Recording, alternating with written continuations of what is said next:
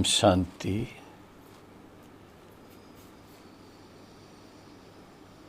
परम पिता परमात्मा की प्रिय संतानों,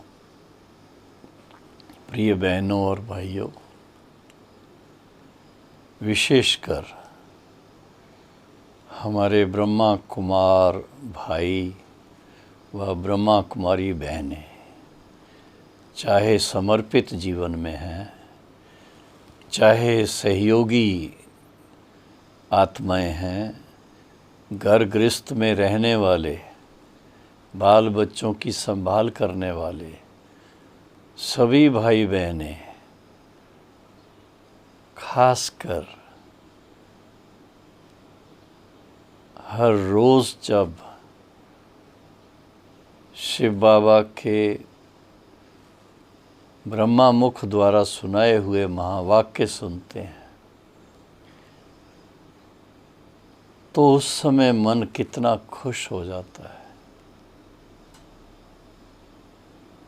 एक नई जीवन में ऊर्जा आ जाती है, ज्ञान की शक्ति अनुभव होती है, धारणा की भी अपनी शक्ति है, योग की भी अपनी शक्ति है। तो हम अपने जीवन में सदा सुखी रहने का संकल्प करें।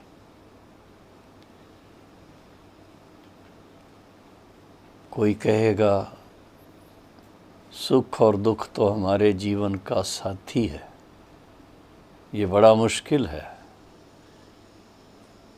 अगर ऐसा होता तो पिता परमात्मा हम बच्चों को ये संदेश ही ना देते कि बच्चे अगर सदा सुखी रहना है तो सत्यता के मार्ग पर चलो, अपने जीवन में श्रेष्ठता को धारण करो और साथ साथ अन्य आत्माओं के लिए भी शुभ भावना रखो, शुभ कामना रखो। चाहे बच्चे हैं, चाहे साथी हैं, चाहे बुजुर्ग हैं, सबके प्रति ऐसी ऊंची दृष्टि रखो। जैसी दृष्टि वैसी सृष्टि। हम अगर ऊंची दृष्टि रखते हैं तो हमारा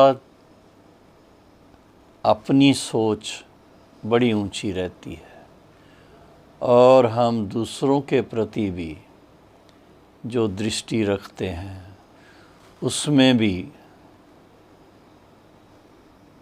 श्रेष्ठ भावना रहती है, उच्च भावना रहती है।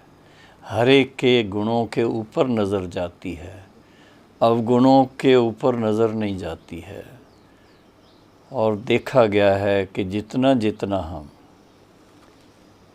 एक दो के गुणों को अपने नैनों के सामने लाते हैं,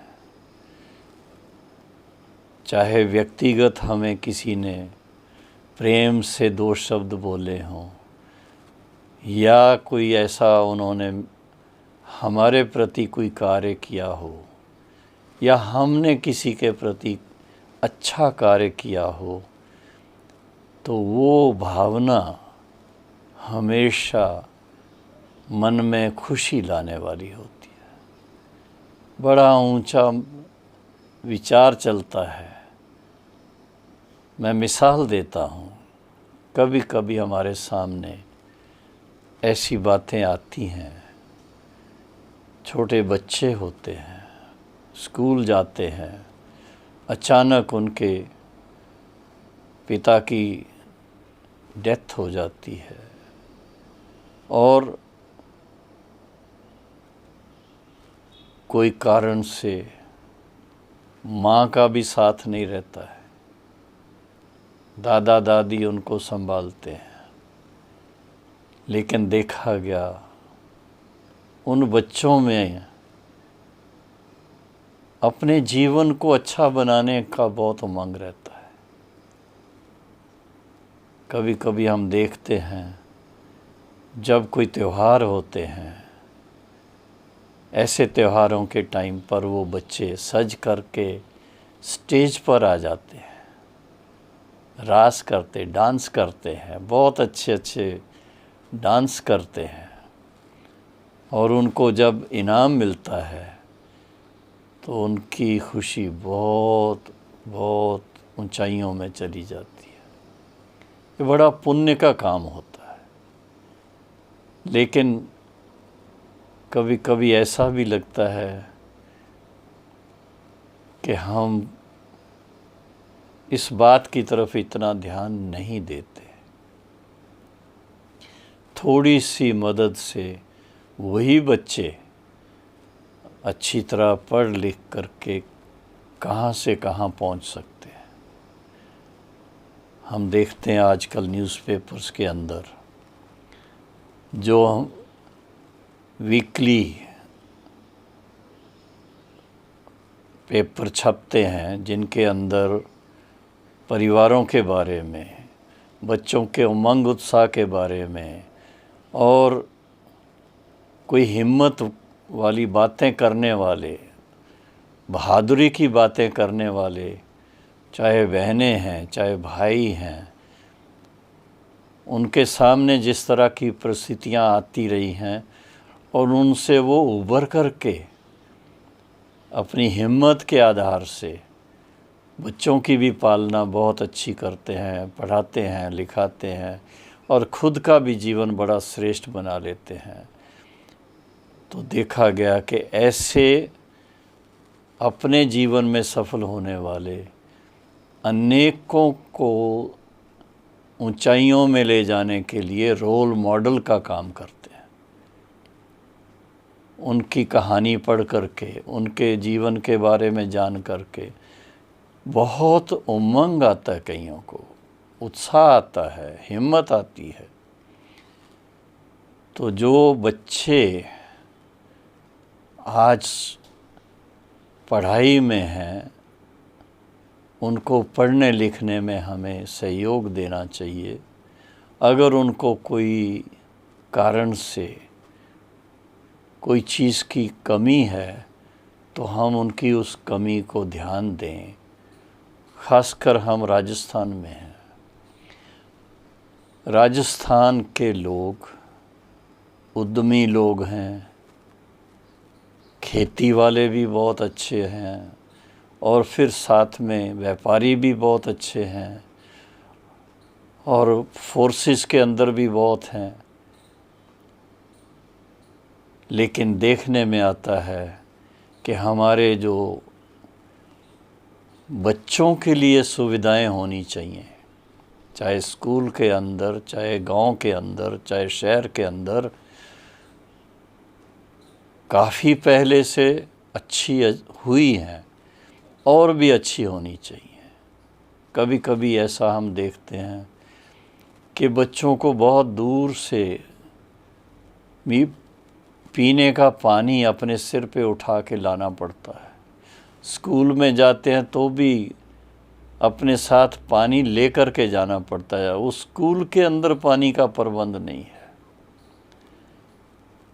तो ये अपने पास एक समाज सेवा कह लो या अपने भविष्य की, भारत के बच्चों के भविष्य की कुछ ख्याल रखने की अपनी जिम्मेदारी को हम समझें कि हम अपने आसपास थोड़ा नज़र घुमाएं।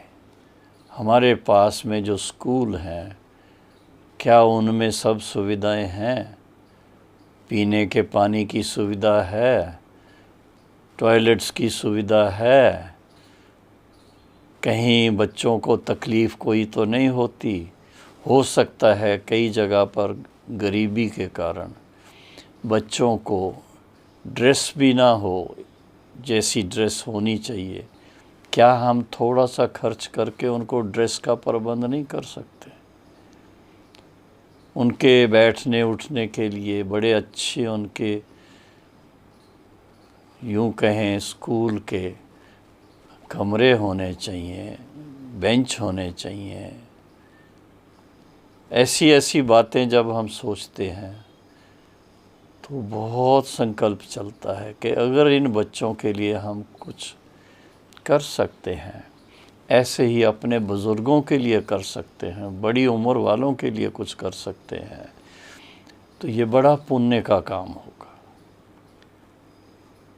बुज़ुर्गों के लिए भी बहुत ज़रूरी है। बड़ी उम्र में उनको कैटरेक्ट हो जाता है, उनको और बीमारियां आ जाती हैं, तो ऐसे टाइम पर उनका ध्यान देना ज़रूरी नहीं है कि वो हमारे लौकिक में ही दादा दादी हों या बड़े हों। हम गांव के आसपास के लोगों को भी सेवा करने में अपना योगदान देंगे तो एक प्रकार से सभी किस नज़र से देखेंगे कि ये तो जैसे हमारे लिए फरिश्ता स्वरूप आ गए। फरिश्ते अर्थात जो परमात्मा की तरफ से हर एक को मदद करने के लिए आते हैं, हर एक की मनोकामनाएं पूर्ण करने के लिए आते हैं, हर एक की ज़रूरियात को पूर्ण करने के लिए आते हैं, दुख दर्द दूर करते हैं, दुख अशांति बिल्कुल ख़त्म कर देते हैं। ऐसे निमित्त बनने वाले ऐसे फरिश्तों का पाठ इस समय बहुत ज़रूरत है। कारण चारों तरफ नज़र घुमाइए आप, किसी को मन की बीमारी है, किसी को तन की बीमारी है, किसको धन की बीमारी है। आप सोचेंगे धन की बीमारी कैसे? किसी के पास धन ज़्यादा है तो वो बुराइयों में लगाते हैं, गलत खाने पीने में लगाते हैं, नशा करने में लगा देते हैं, और उसके फलस्वरूप उनका खुद का भी नुकसान होता है, स्वास्थ्य उनका ऐसा हो जाता है, और उसके साथ ये भी कहेंगे कि फिर उसका असर जो है उनके बाल बच्चों पर भी पड़ता है, समाज पर भी पड़ता है। तो हमें अपने रोज़ की दिनचर्या में ऐसा सुधार लाने की ज़रूरत है कि हम अपने संकल्पों, अपने संस्कारों को, अपनी भाषा को सात्विक बनाएं और गुणवान बनाएं और सेवा भावना में उसको लगाएं, और इसके साथ साथ दूसरों को भी जितना हो सके मदद करें, ताकि बच्चे, आज के बच्चे कल के फरिश्ते बन जाएं, देवता बन जाएं, और वही बच्चे पढ़ कर के बड़े बड़े डॉक्टर बन जाएं, साइंटिस्ट बन जाएं, वकील बन जाएं, जज बन जाएं, जो भी है। लेकिन एक हर एक बच्चे को भविष्य का सपना होता है, वो सपना पूरा करने में हम उनको मदद करें। तो मैं समझता हूँ इस धरा पर आज के युग में हमें अपने भाग्य को देख करके कि आज हमें परमात्मा ने इतना ऊंच भाग्यवान बनाया है, किसके लिए? स्वार्थ के लिए नहीं, लेकिन जन जन की सेवा करने के लिए। जन जन की सेवा करना ही वास्तव में मनुष्य का सच्चा धर्म है।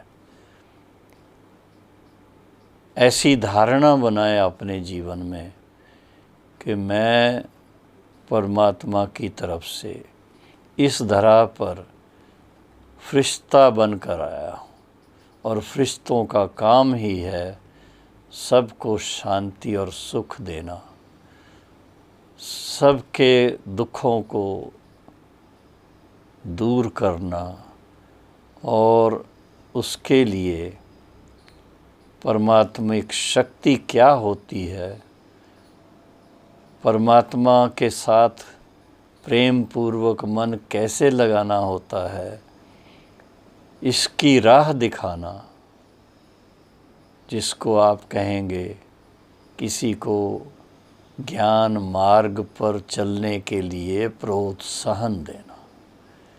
ज्ञान मार्ग सबसे श्रेष्ठ जीवन जीने की कला है। ये ना सोचे कोई कि ज्ञान मार्ग अर्थात घर बार का त्याग, ये ना कोई सोचे समाज का त्याग, ये ना कोई सोचे सन्यास बनने की बात नहीं।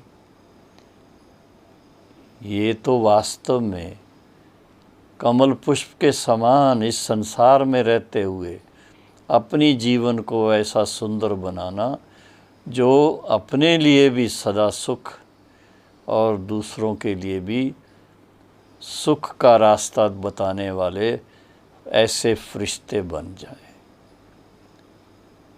तो ये बातें रोज़मर्रा की जीवन में चाहिए। सवेरे उठते परमात्मा के साथ मन लगाएं और उनकी श्रीमत को थोड़ा ध्यान में लाते हुए हर दिन का अपना एक टाइम टेबल सेट करें। बाबा से, परमात्मा से प्रेरणा लें कि आज इस दिन हम क्या ऐसा कार्य करेंगे, ऐसा कौन सा श्रेष्ठ कार्य करेंगे जिससे कि हम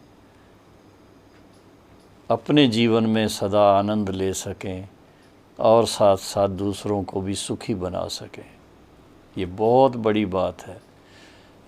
पहला संकल्प नींद से उठने के बाद बहुत शक्तिशाली होना चाहिए, और वो तभी होगा जब सवेरे उठते ही परमात्मा के साथ मन लगाएंगे, मन मना भव होंगे, और फिर इसके बाद परमात्मा की शिक्षा के महावाक्य उसका अध्ययन करेंगे, तो उससे एक मन को दिशा मिलेगी। मन को दिशा मिलने के फलस्वरूप आप अपना जीवन बड़ा सफल बना सकेंगे। ये बहुत ज़रूरी है हर दिन अपने जीवन को कुछ नया करने का लक्ष्य रखना। आप सोचिए, अगर आपने हर दिन एक एक अच्छी बात करके अपना बैंक का खाता बनाया तो 365 दिन में कितनी अच्छी बातें आपने कर दी। साल भर में कितनी कर दी, 2 साल में कितनी कर दी, 5 साल में कितनी कर दी। जब ऐसे श्रेष्ठ कर्मों का बीज बोते जाएंगे तो ये जीवन आपकी सफल होगी। ऐसी सफल जीवन का भविष्य क्या होगा? वर्तमान में ही पहले तो अति इंद्रिय सुख का अनुभव होगा, और भविष्य में तो निश्चित है जैसा बीज बोएंगे फल भी वैसा मिलेगा। श्रेष्ठ कर्मों का फल श्रेष्ठ फल ही मिलेगा। सदा सुखी रहेंगे, सदा शांत रहेंगे, सदा उमंग में रहेंगे, सदा नाचते रहेंगे, सदा स्वस्थ रहेंगे, और आपस में बहुत बहुत बहुत प्रेम से रहेंगे। ओम शांति।